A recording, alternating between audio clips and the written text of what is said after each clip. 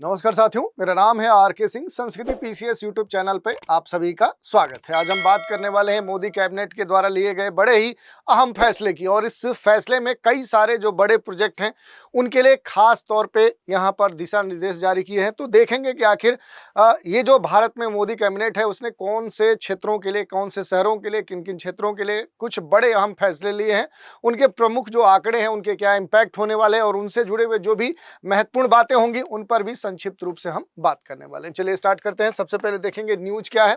तो न्यूज यही है कि लखनऊ मेट्रो सेमीकंडक्टर जो प्रोजेक्ट है, जो हाइड्रो इलेक्ट्रिक प्रोजेक्ट है, इसके संदर्भ में जो भी मोदी कैबिनेट है उसने खास अहम फैसले लिए हैं, कुछ खास बड़े फैसले लिए हैं, क्योंकि ये जो मंजूरी है इससे इन क्षेत्रों में बड़े स्तर के परिवर्तन देखने को मिल सकते हैं। तो इसी न्यूज की चर्चा करने वाले हैं, लेकिन न्यूज में आगे बढ़ने से पहले आप सभी के लिए बड़ा ही एक महत्वपूर्ण न्यूज है।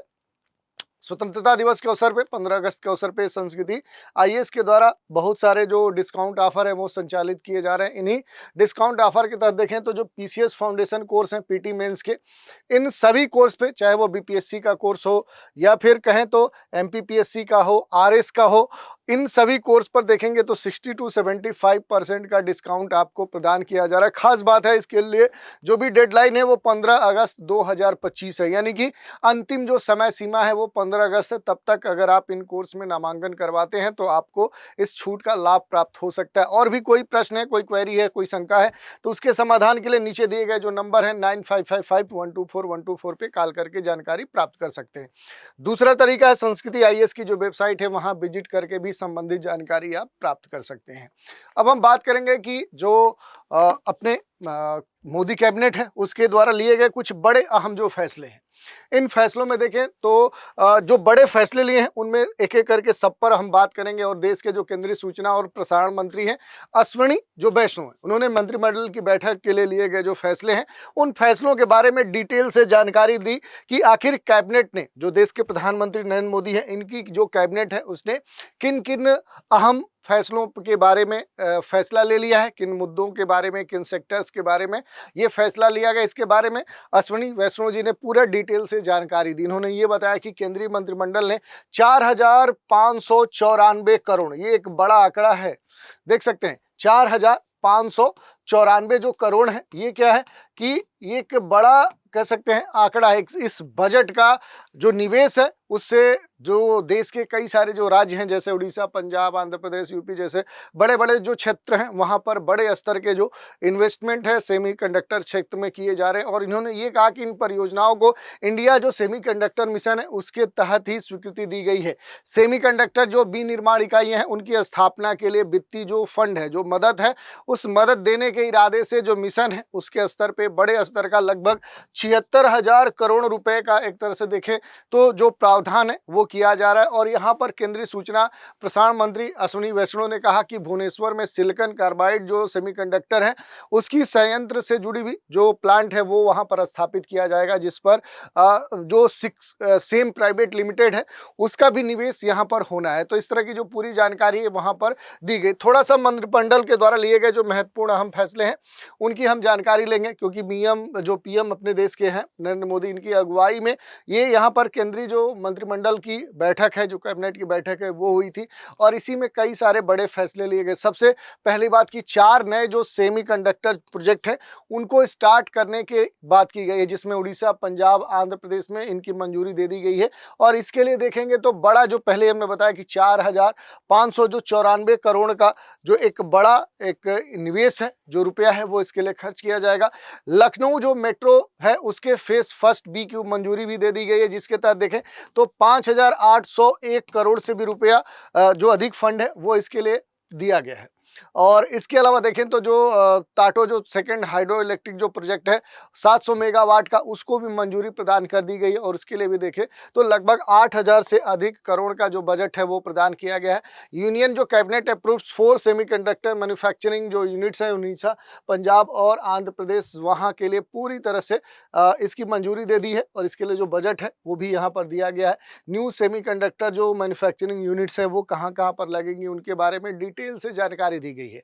और प्रधानमंत्री जो नरेंद्र मोदी है उनकी अगुवाई में जो केंद्रीय मंत्रिमंडल है उसी ने इसके बारे में डिटेल से जानकारी भी दी है। इसके अलावा अगर इससे जुड़े हुए जो भी महत्वपूर्ण बातें हैं उन पर अगर आप देखेंगे तो सारे डेटा दे दी गए हैं, मैंने यहाँ पर कोट कर दिया है, इसको भी आप देख सकते हैं।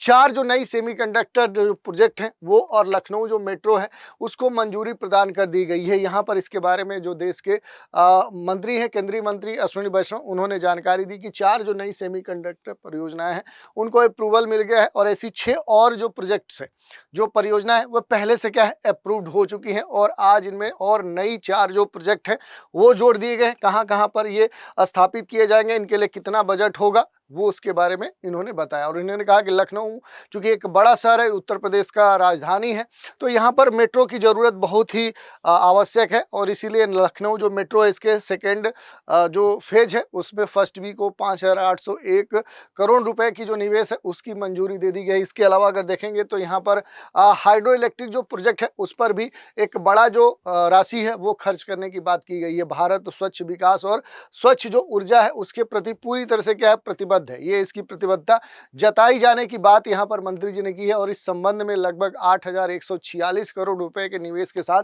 700 मेगावाट की जो टाटो सेकंड जो हाइड्रो इलेक्ट्रिक प्रोजेक्ट है उसको मंजूरी यहां पर प्रदान की गई है। स्वदेशी जो सेमीकंडक्टर है और इसके निर्माण के संदर्भ में जो संकल्प है उसके बारे में बात की गई है कि कैसे इसे पूरा किया जाए। तो सेमीकंडक्टर निर्माण में देखें तो भारत के द्वारा एक बड़ा प्रयास किया जा रहा है और इसमें केंद्र सरकार का कहना है कि भारत जल्द ही ग्लोबल जो सेमीकंडक्टर मार्केट है उसका एक हब बनेगा और अहम जो भूमिका है वो भारत वैश्विक स्तर पर निभाएगा।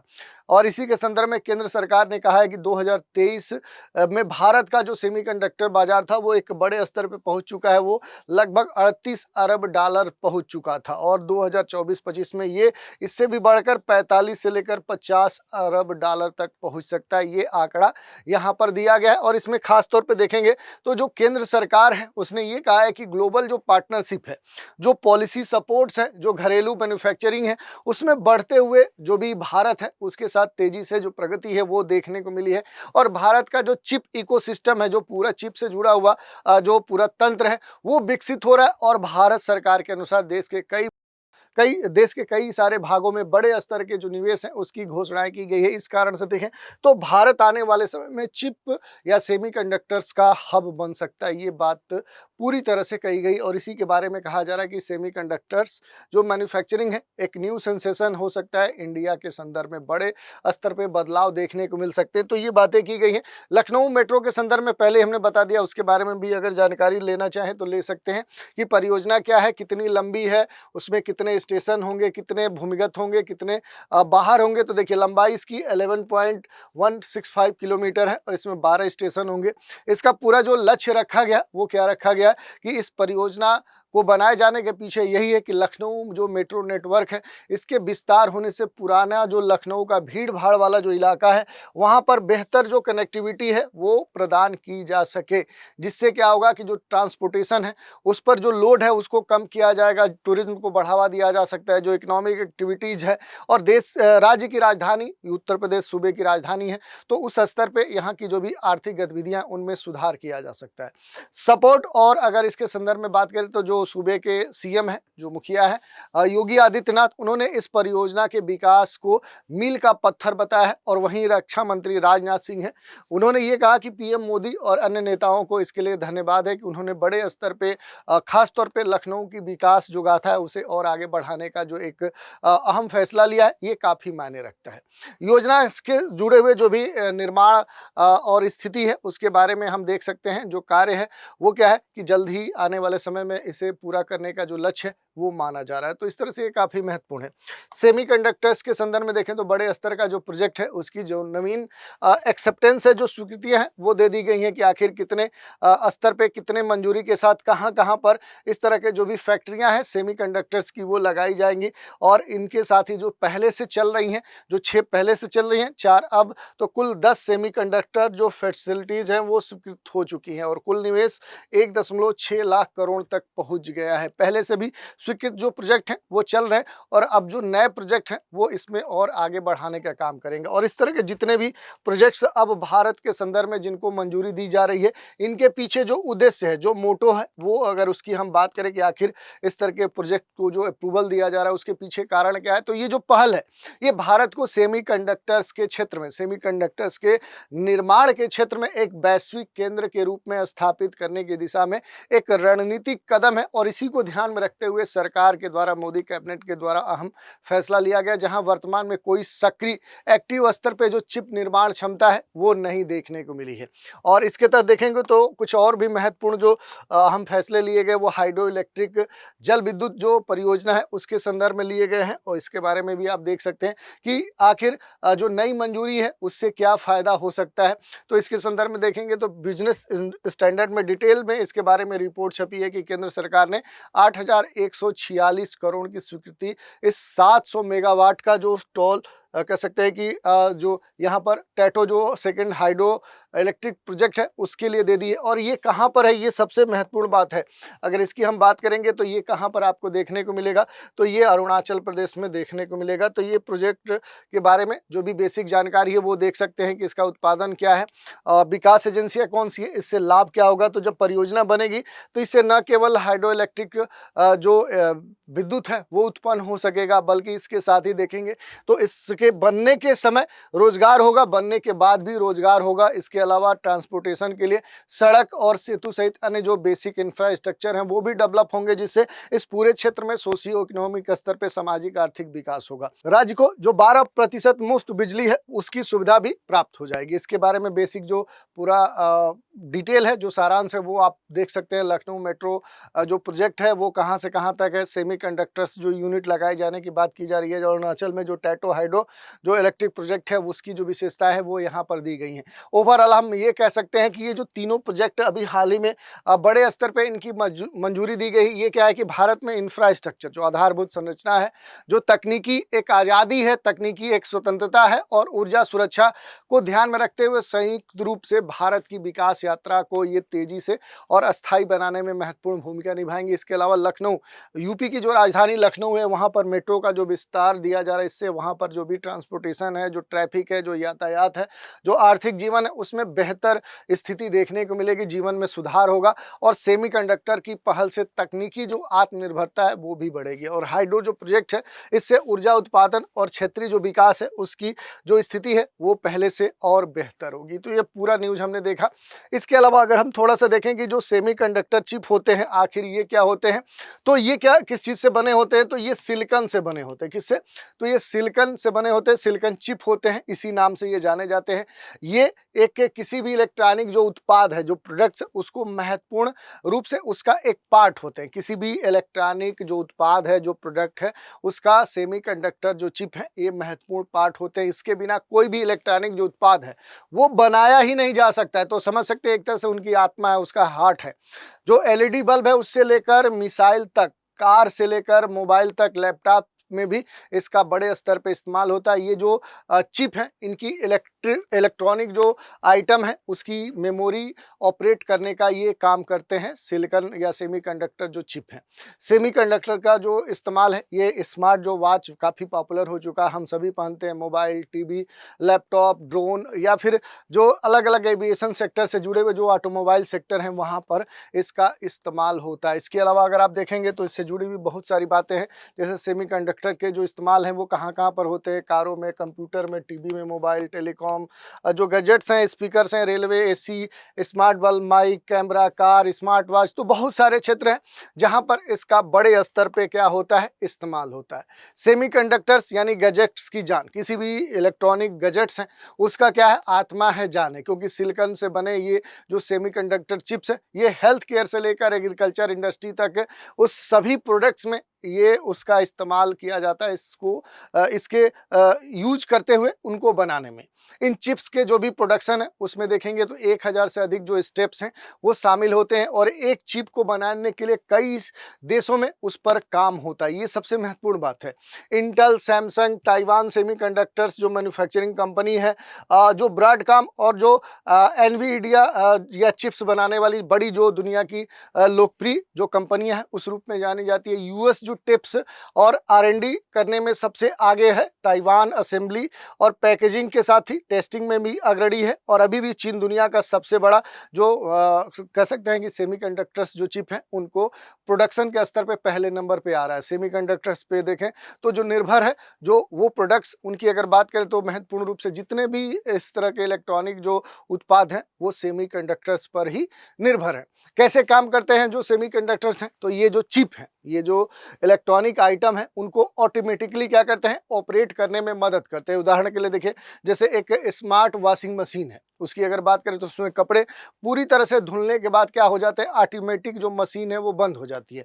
इसी तरह कारों की बात करें कि जब आप सीट बेल्ट लगाना भूल जाते हैं तो कार क्या करती है, कार से एक अलर्ट आता है कि ठीक है आपकी सीट बेल्ट लगी हुई नहीं है। तो ये सारा क्या है, ये सब सेमीकंडक्टर की मदद से ही होता है, ऑपरेट होता है।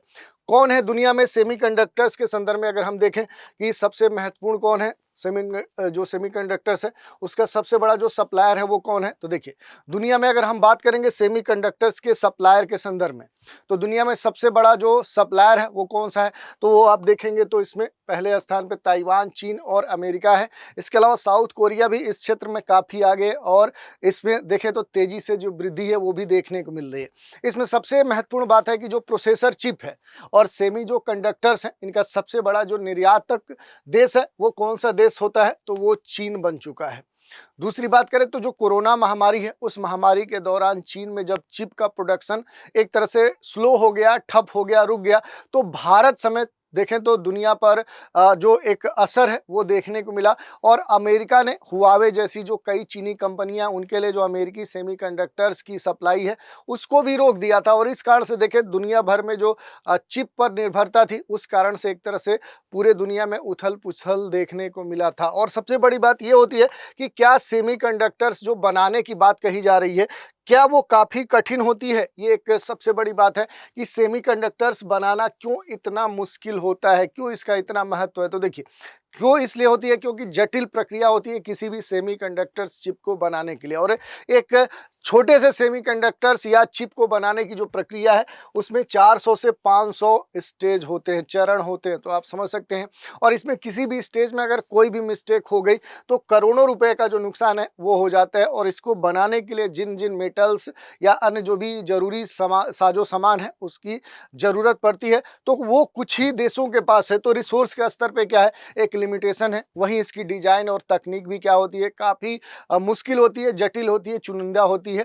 तो ये कुछ ही देशों के पास इसकी तकनीक इस समय मौजूद है और इसी कारण से दुनिया में कुछ ही देश हैं जो पूरी तरह से सेमीकंडक्टर्स चिप्स के संदर्भ में क्या है, पूरी तरह से महारत उन्हें हासिल है और वही मुख्य रूप से उसके प्रोडक्शन करता है, वही उसके निर्यातक हैं।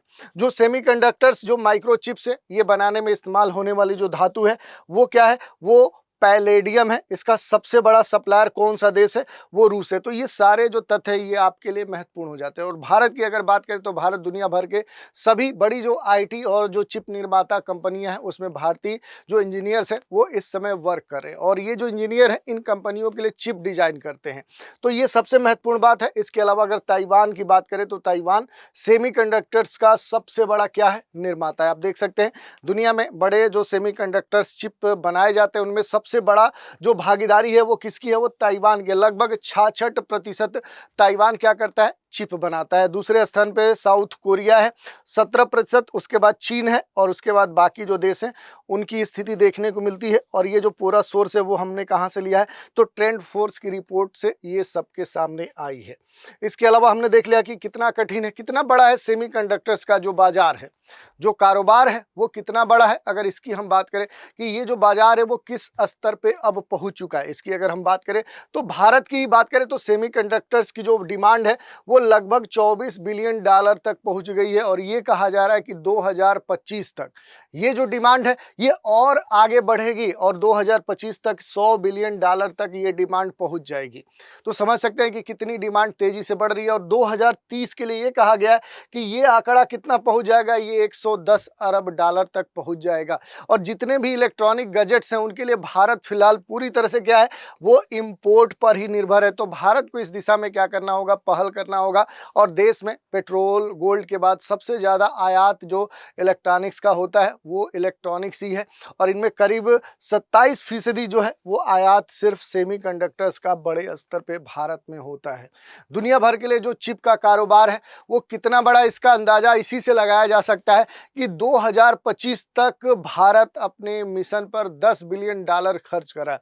तो इसके लिए जो सेमीकंडक्टर मिशन है वो भारत के द्वारा स्टार्ट किया गया है, और इस पर बड़े स्तर का देखें तो एक जो खर्च है, जो $10 बिलियन का जो खर्च है वो भारत अपने सेमीकंडक्टर्स मिशन के संदर्भ में कर रहा है। तो ये एक बड़ा प्रायोजित भारत का मिशन है, और अमेरिका अगले 10 सालों में देखें तो इस पर $208 बिलियन और चीन इस पर $1.4 ट्रिलियन का निवेश करने जा रहा है। तो आप समझ सकते हैं कि इसकी खासियत इन देशों के लिए कितना महत्वपूर्ण है, इसकी हमने चर्चा की, और इससे जुड़े हुए जो भी महत्वपूर्ण बातें हैं उन पर भी हमने देखा। इसके अलावा अगर देखेंगे तो जो सेमीकंडक्टर्स है, इसका अगर हब इंडिया को बनना है, अगर इंडिया बनना चाहता है तो इसके लिए बहुत सारे प्रयास भी करने होंगे। थोड़ा सा इससे जुड़े हुए महत्वपूर्ण आंकड़ों की बात करें, जैसे सेमीकंडक्टर्स के मामले में देखें तो पूरी दुनिया में चीन, ताइवान पूरी तरह से क्या है, इस पूरे मार्केट पर कब्जा किए हुए हैं, प्रोडक्शन के स्तर पे, निर्यात के स्तर पे, और इनका जो बाजार है वो सबसे बड़ा है देश में। देखें तो प्रोडक्शन न होने से हम भी सेमीकंडक्टर्स जैसे मटेरियल इंपोर्ट करते हैं, पूरी तरह से भारत इंपोर्ट पर ही निर्भर है, और अभी करीब 1.76 लाख करोड़ रुपए क्या होता है, भारत इंपोर्ट करता है। 2025 तक ये जो इंपोर्ट है ये और बढ़ सकता है, और इसके लिए कई सारे जो समझौते हैं वो भी हुए हैं। इसके अलावा देखें तो सेमी जो कंडक्टर्स है, इसकी सप्लाई चेन में देखें तो भारत और अमेरिका की जो हिस्सेदारी है वो आने वाले समय में बढ़ सकती है, और भारत के सेमीकंडक्टर्स जो मिशन है उसको भी काफ़ी फायदा मिल सकता है। इलेक्ट्रॉनिक जो भी आइटम्स हैं, जो एसेसरीज हैं, उससे देखें तो लेकर ऑटोमोबाइल तक क्या है कि आने वाले समय में सस्ते हो सकते हैं, और देश में जो भी गैजेट्स हैं, जो टेक्नोलॉजी के सेक्टर हैं, उसमें रोजगार के जो अवसर है वो भी आने वाले समय में क्या हो जाएंगे, वो बढ़ जाएंगे। और एक अनुमान है, एक संभावना है, एक आने वाले समय में एक ये सोच है कि सेमीकंडक्टर्स के डिज़ाइन करने के लिए देखें तो लगभग करीब 85,000 जो टैलेंट हैं, जो इंजीनियर्स हैं, उनकी आने वाले समय में ज़रूरत है। तो इस सेक्टर में देखें तो आने वाले समय में रोजगार के संदर्भ में क्या देखने को मिल सकता है, तो बूम देखने को मिल सकता है। इसके अलावा तमाम जो छोटे बड़े पद हैं उसके लिए जो नौकरियां हैं वो आने वाले समय में देखने को मिल सकती हैं। तो इस तरह से हमने देख लिया जो भारत सरकार की जो कैबिनेट है, नरेंद्र मोदी की जो कैबिनेट है, उसने 4 जो बड़े अहम फैसले लिए हैं, उन फैसलों की बात की, उनसे जुड़े हुए जो भी महत्वपूर्ण पहलू हैं उन पर बात किया, और इनके साथ ही हमने सेमीकंडक्टर्स और उससे जुड़े हुए जो भी महत्वपूर्ण पहलू हैं उन पर भी हमने संक्षिप्त रूप से प्रकाश डाला। तो आज के एपिसोड में इतना ही। आप सभी हमारे साथ बने रहें, इसके लिए धन्यवाद।